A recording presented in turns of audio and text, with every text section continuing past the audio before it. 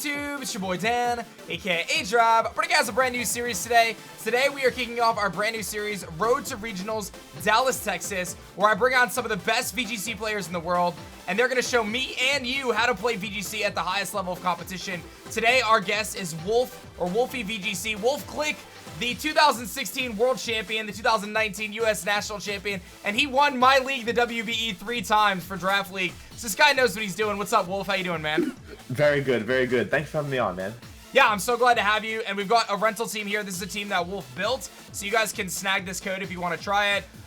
Again, this series is going to be featuring people like Wolfe. We're going to get a ton of different VGC players on this series, and it's going to be kind of a learning experience for me to kind of improve getting ready for Dallas Regionals, but also a super good learning experience for you guys if you guys are trying to get better at VGC or whatever. So please take a second out of your day, hit that like button down below, subscribe if you guys are new, and go check out the description below and subscribe to Wolfe's channel. He's blowing up right now. My man's blowing up. I'm so happy for you, man. You're killing it right now. Thanks, dude. They're like Dynamax. It makes you like much bigger, and I was like, wait, I should just do that. That sounds good. That's the big brain strats, man. Nah, seriously, he's been streaming, posting videos, ton of educational content for VGC, so just really good stuff. So, Wolfe, why don't you kind of jump into this team here, because I know you just built this really interesting team with kind of your signature Pokemon right now, Dracovish. So give me an idea of kind of what the idea behind it is. Sure. So first of all, before I forget, I do want to shout out my friend Justin Karras, who he gave me one of the central ideas for this team. So I want to thank him for the idea, because I keep forgetting to thank him, and he's been giving me a ton of ideas, and I feel so bad. So Justin, thank you.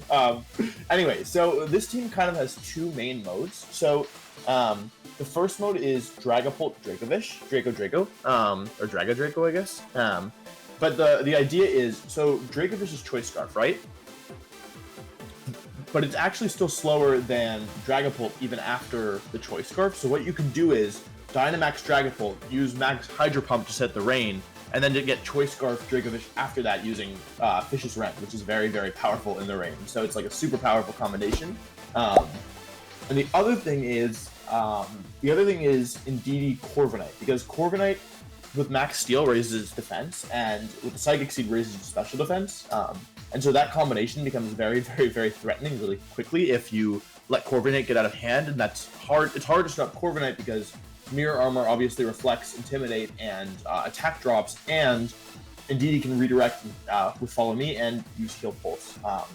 And the last 2 mons, Ludicolo is there because I've actually really been enjoying Ludicolo. I thought it would be bad, but Grass type is nice because Road to Mosh would be a problem otherwise. Water types obviously resist rain, and so we want a Grass type, but the Swift Swim is nice, and Icy Wind has actually been really clutch.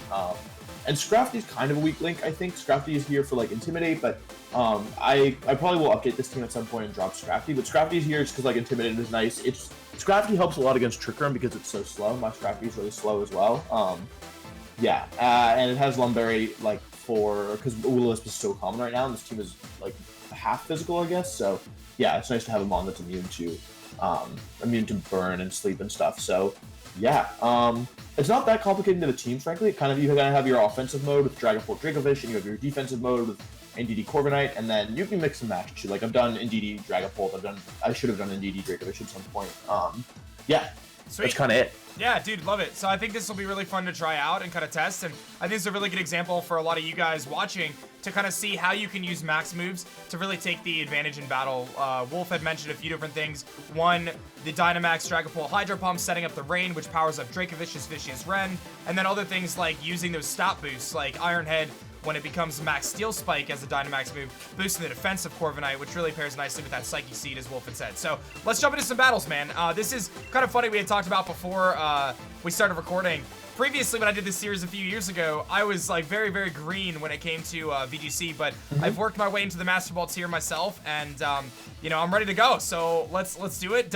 Don't mess up my ranking, Wolfe. No, I do feel your win-loss ratio is much better than mine right now. 28-9 is very good. No, it's all good. We'll have some fun. So looks like I'm nice 27-69 right there. So let me grab your rental team here, which is this guy, and let's jump into it. So this is going to be kind of instructional. Wolfe and I are going to bounce back some ideas in terms of the moves we're going to choose and kind of go about that, but he's going to be teaching me while we teach you guys, so we'll kind of go through the thought process there, and he obviously knows the team better than I do. But again, guys, show some love, hit that like button down below, subscribe if you guys are new, and let's jump into our first battle here. Get a little get a little run through of this team, see how it functions. I really like that Dragapult Dracovish though, just so strong, especially against it's really cool. A lot of the things that we're seeing right now, like common meta. I don't really see how something like Excadrill beats that right out the gate or anything. So that's gonna be really cool. I've been all Trick Room on my channel so far, so like this is nice to mix it up too. Yeah, absolutely. Well, I have a feeling I've been playing against a ton of Trick Rooms, so I have a feeling we'll probably there's a good chance I think we play against one. But yeah, let's see what they have. Okay, so our opponent here has Trick Room, of course, as you mentioned. So yeah, right out the gates here, I think the Intimidate from Scrafty looks really good. That would be my first thought. You do have to watch out for the Hatterene. I also think there's some viability here with just using the Water Core because, like, the opponent has 2 Trick Room setters that I can see, the Dusclops and the Hatterene, but nothing to redirect, and the only thing that can really provide pressure outside of that is like the fake out from the Scrafty. So Dragapult Dracovish actually looks really strong here too. Even if you were to Dynamax the Dracovish, which I know is kind of weird to avoid the fake out. So in this situation, you could do it, yeah. 100%. Yeah, what would you do in this situation? We definitely want to lead Dragapult. I think we want to leave Ludicolo behind. So I think we want Dragapult in the front. I think we want to bring Scrafty just in case they get Trick Room up, just like as a little bit of support. And let's see. I feel like Dragapult. Let's do it. Actually, I like what you suggested. Let's do Dragapult Dracovish, and in the back, let's bring Scrafty, and I kind of want to bring Indeedee in the back because that lets you play defensive with Dragapult and like use like especially because we can overwrite the sand manually. I feel like Corviknight would be okay too, but I think I want Indeedee here. Just also Indeedee's nice because like you can redirect Aegislash, right, which is really helpful. Yeah. Okay, let's lock in that. That's cool. Yeah. I agree. The Aegislash, I'm assuming that Dusclops probably has Pain Split and Will-O-Wisp, so having that Lumberry on Scrafty could be really useful here. I do think one thing that could be problematic is that Araquanid, but we'll kind of see if we can kind of avoid the potential Trick Room set and see if we can get that early start. So the thing about Araquanid is it's very threatening, but primarily when it's using water moves, and since like we led 2 Pokemon that both resist, and I mean Dracovish is so good against water type Pokemon because I mean even if they resist water, it still does a ton of damage. Oh god, that was not what they needed to do. Okay, so I love the Shiny Bish, man, looking so good. So good. This is a pretty powerful position, I think. 100%. Yeah, I mean realistically, I think you can either try to stop the Trick Room on the Dusclops or simply just double into the T-Tar here, which might have Weakness Policy and Dynamax. I mean, I like setting up the Rain, though, for sure. Yeah, I feel like... Or just go for the Max Ghost and Fishious Rend into the Dusclops if you want to try to double that slot. I think we should do that, because if we do that, first of all, I think we'll have a Crunch. Second of all, they might protect Tyranitar, or they might Ally Switch. But I think that's a really good move, because Max Ghost lowers physical defense, so we'll definitely KO. Even if something were to switch in, even if Araquanid were to switch in, it would get KO'd. We can live a Crunch after we Dynamax, and because of the defense drop, if we KO Dusclops, we'll probably KO Tyranitar as well. And we really don't want them to get Trick Room up because we're definitely stronger out of Trick Room, especially since we're Dynamaxing Dragapult here. So you're gonna Dynamax Shadow Ball and Fishious Rend? Yep, that's what I would do 100% with the Dusclops. Just double the Dusclops. And obviously, I think you know this, but for anybody who, just in case like your viewers are, wait, why is Tyranitar Dynamax first? Oh, that's you. Sorry, I forgot that you have a custom trainer. I got the Shuckle shirt, bro. right. Sorry. But yeah, the reason you double there, even though like ideally you would just KO the Dusclops and then the and T-Tar, because you could KO both here if Max Shadow Ball KOs. The reason you double is because Dragapult is faster. Genius! The big brain plays there. Because Dragapult is faster here, if we KO Dusclops, then the Fishious Rend would just be redirected, but since we didn't, like, it's what you did covered both options, which, like I said, I think like you realized intuitively, but just for anybody who didn't, that's why we did that play. Yeah, a lot of people have been asking my streams, like, how do I stop Trick Room? How do I stop Trick Room? This is how you stop Trick Room, right? You like just all-out offense into the Trick Room setter is usually going to put you in a good spot, and Trick Room can be so strong if Trick Room is set, but if Trick Room doesn't get set, it usually puts the Trick Room player on the back foot really, really early. So we have a super commanding position here with a very strong Dracovish. We've got the Tyranitar, which has the defense drop, which means that it's going down to a Fishious Rend, even without the Rain at this point. Yeah, well, it was always going to get KO'd, but I think now that you've dropped defense, I don't think there's any way Tyranitar can live a Fishious Rend now. Although they could probably go Scrafty. And here comes the Hatterene, and now we have the same play where we can actually double Hatterene, but, or go into Tyranitar. The problem is, sometimes Hatterene does carry Protect, so we could be putting ourselves in a tough situation here. I tend to still say double the Hatterene, though, and stop the Trick Room, but... I honestly agree. Like, the thing is, Tyranitar still can't KO your Dragapult. Let's say the worst case scenario, which is the Dynamax and the I'm wrong and they KO Dragapult. Like, they're still not stopping the fish, right? You could just go Scrafty and then next turn Fishious Rend into the Hatterene, right? Yeah. So I think that same play actually makes sense. And like, I honestly feel like Hatterene will drop to a Shadow, or like a Dynamax Shadow Ball, because it's very strong, but. Our Dragapult is special, so like, and Dragapult isn't as strong on the special side, and Hatterene is more specially bulky, so I'm not positive, but yeah, pretty much anything outside of Dynamax and Max Guard is going to put them in that spot. This is a very interesting play. Our opponent actually is going to Dynamax the Hatterene, which means they don't get Trick Room up, but they can potentially fire off something like a Max Mindstorm or more likely the Starfall to try to target one of our Dragon types here. But goes for the Max Guard there and is going to target down one of our other Pokemon with the Tyranitar. So good play on our opponent's part, kind of making that read. But for us, keeping Trick Room was the key. So without Trick Room, I don't think our opponent is in the most commanding position. So I agree. And like, yeah, Dragapult doesn't take that much damage either. So the thing is, what are they going to do this turn, right? Like, are they going to go for the double? Because Max Shadow Ball, because it lowers the defense, like, we'll still KO the Hatterene, I'm pretty sure. Yeah, so I was gonna follow up with the same play again. Yeah, just do it. Like, they need a double protect to be able to block it. And the thing is, so here's why I really think Dynamax is much more balanced in doubles than singles. Because so let's say we got unlucky here and they got the double protect. Oh my god. Tanked. Well, it tanked, but yeah, it's not tanking this. And I don't think -2 TTR is gonna help very much at the end game. But yeah, let's say we got unlucky, right? And let's say they Nah, it's not working anyway. They got the Let's say they got the double protect and like whatever, they KO Dragapult this turn. The thing is, next turn we can always go into Indeedee and just follow me. And even though Hatterene like is very strong, obviously, like because the thing about Dynamax is there's no spread moves. All the moves turn into single target moves. So even though they're so strong, they can only ever target one Pokemon at a time, which makes them easier to deal with in doubles. You know. Yeah, for sure. So really good start for us. We have a Scrafty sitting in the back right now, which completely shuts down the Tyranitar. It's -2 defense. We've got this Scarf Dracovish on the field, which is going to one-shot the Tyranitar. Our opponent has already used their Dynamax, so I would just go Scrafty here. It puts fake out pressure. You have really no issues with just faking out the Pokemon on the left side if you wanted to. The Intimidate's going to come off, which is going to be really nice.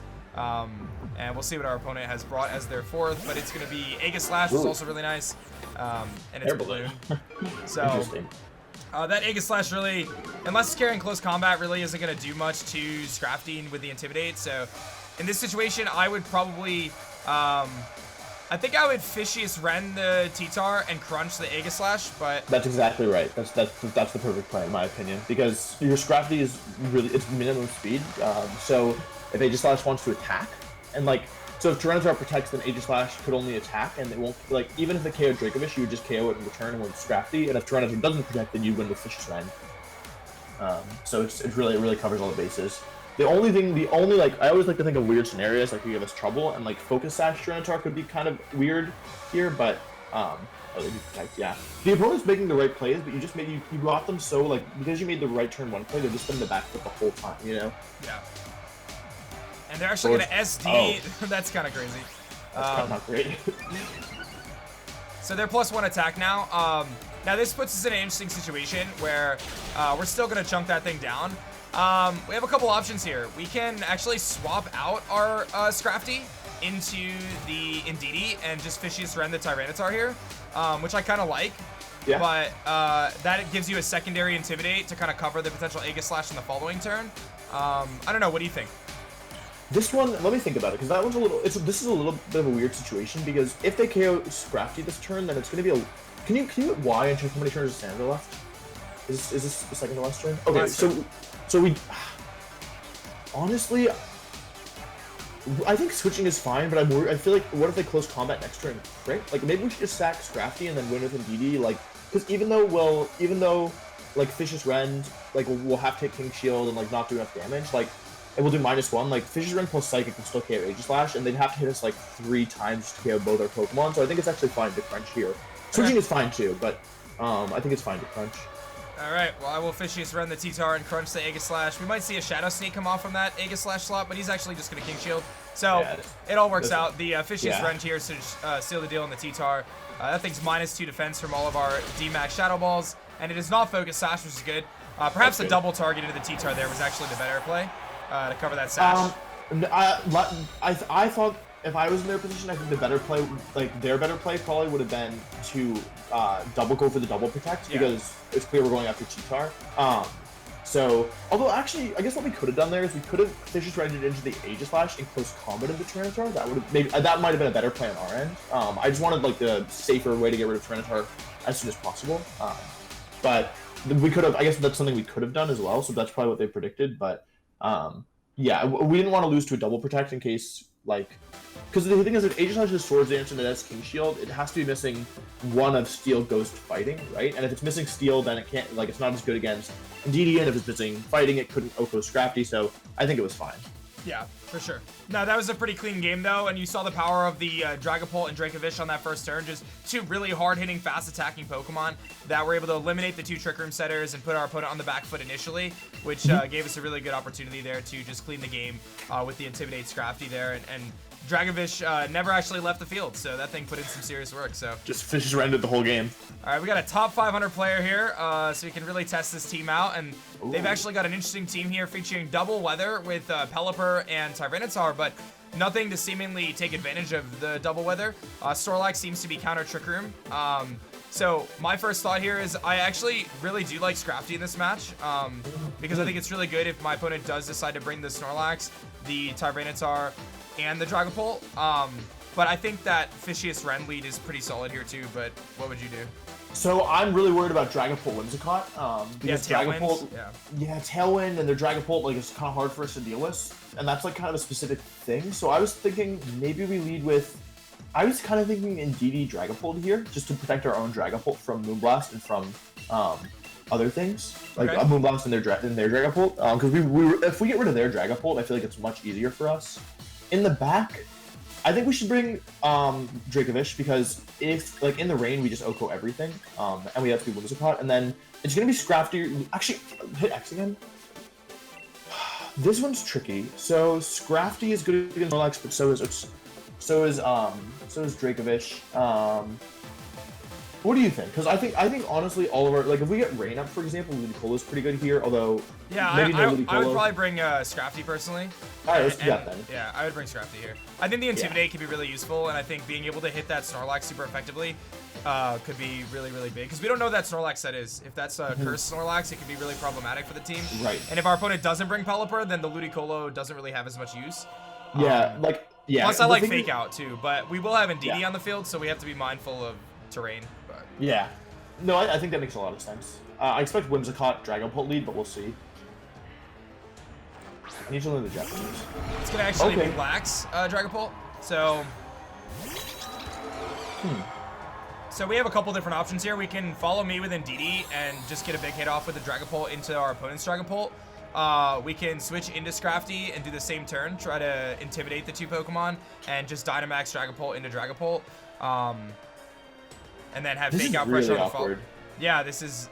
I mean, Follow Me is really nice, though, but if that Snorlax Belly Drums, it could become a problem really fast.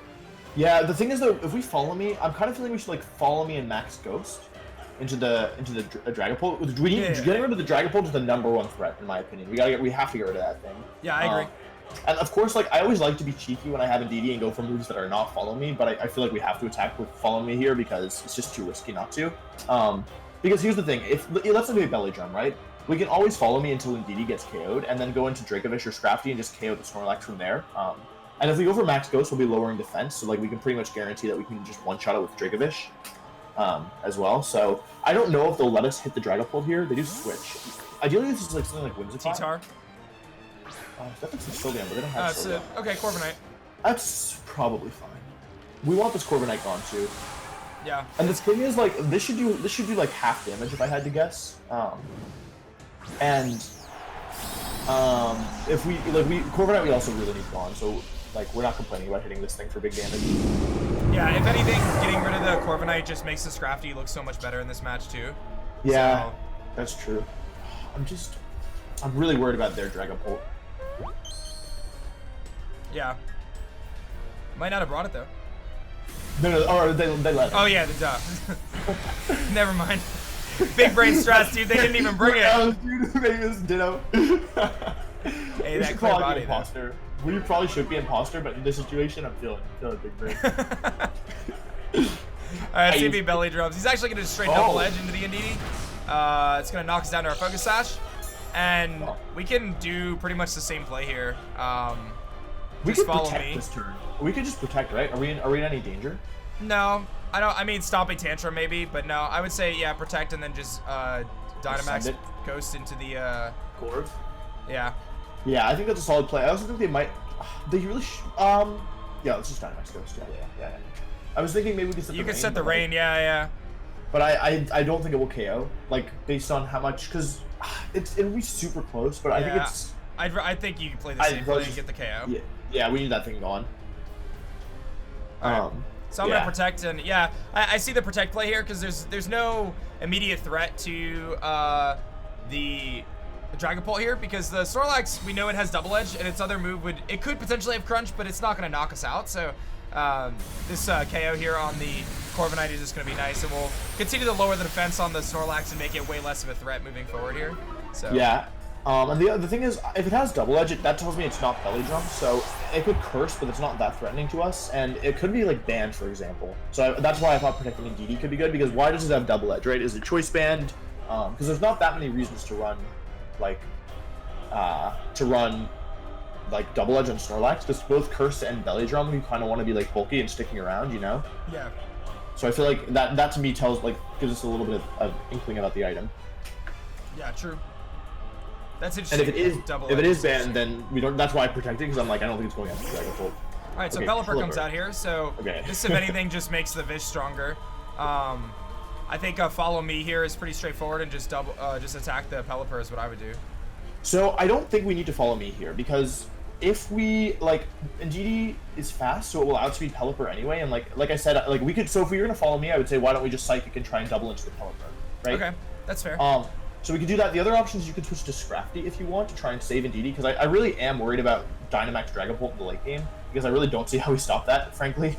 So I feel like we might actually need to save Indeedee here and just let Pelipper get an attack off, because once Indeedee goes down, we didn't bring anything to deal with Dynamax Dragapult quickly, because we can't outspeed with Fish, for example. So we could win the speed tie, but it's safer to save Indeedee, you know? Okay, I'm about it. I was really thinking that we just double the Pelipper here, but I'll make the play. We'll switch Indeedee out into Scrafty and then Wormwind into the Pelipper. Yeah. Let's use Pelipper. Let's use Wormwind, because I think we don't need to lower defense anymore. We can move Snorlax a little bit more. Okay. This also will help start. I mean, yeah, I don't know. That was that was a little tricky, because of course we could have just KO'd the Pelipper, but if they protected it, could be bad. I don't know. This one was a weird situation. Yeah, I guess my thought was keep the Scrafty for the Intimidate on the Dragapult, assuming it was physical and resisting one of its stabs, but we'll see how much this works. This is probably going to do like 70%. It'll do a lot. Oh wow, the Sash. So I think the double with Indeedee would have been the better play, but... Okay, yeah. I was worried. I guess we'll see what Pelipper goes for, because if it just goes for a regular damage attack, Tailwind too, yeah. Might Tailwind. Tailwind could be a little annoying, but then again... We have Fake Out once the Surge ends. Yeah. We'll have to see if Surge ends or not.